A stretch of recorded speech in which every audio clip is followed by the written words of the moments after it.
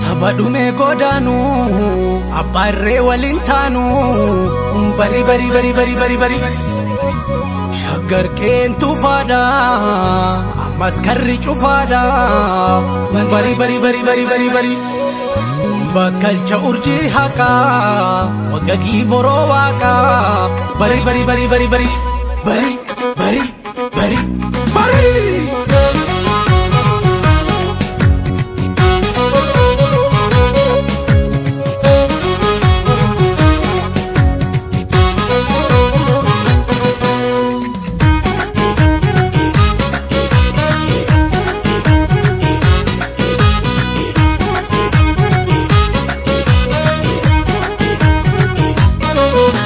Afrika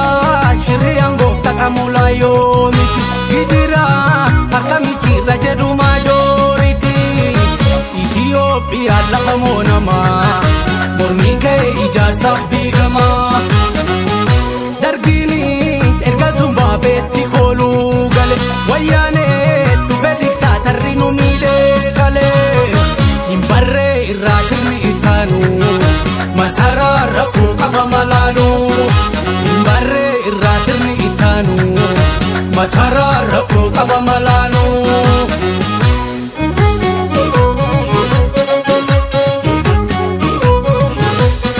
Abubakar wanti damnefi Abdul Jabbar wanti damnefi Oromia nakan jamnefi Yosef Gamachu abadan denye Amanuel abadan denye Oromontola asingenye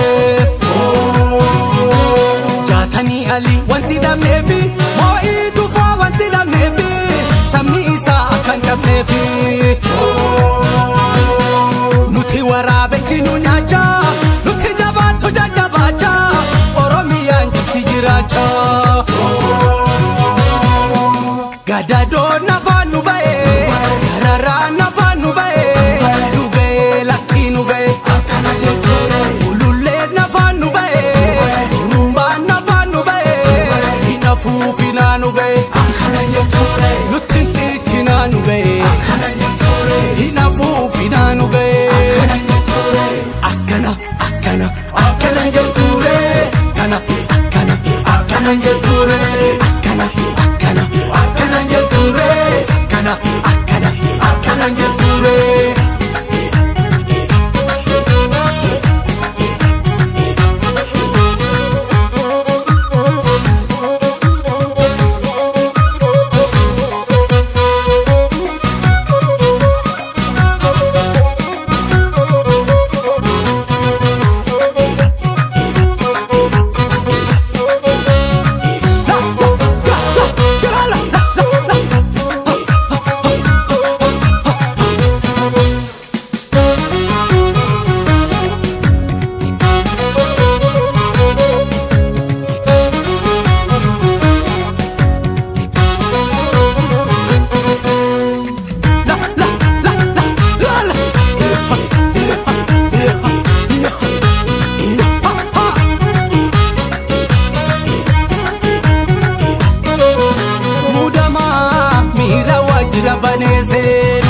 Motuman eso kabate jedu enuyu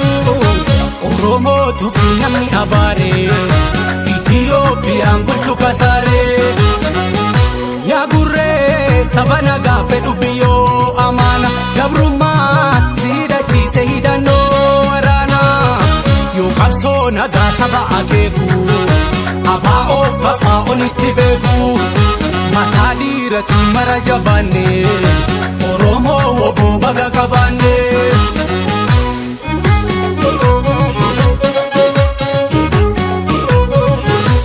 Dabbasa guyo wanti damnefi Hamale ba wanti damnefi Oromia nakan jamnefi Nuti hachalu abadan denye Adam dima abadan denye Tabati miti kan asgenye Charra Elias wanti damnefi Adam Ali wanti damnefi Oromia nakan jamnefi Jalanin gargar nu fote Mati dan gargar nu fote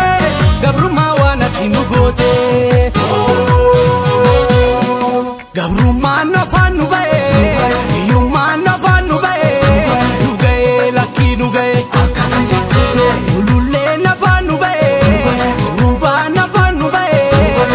afuufinaa nu ga'e akkana jetture nutti hin xiichinaa nu ga'e akkana jetture hin afuufinaa nu ga'e akkana jetture akkana akkana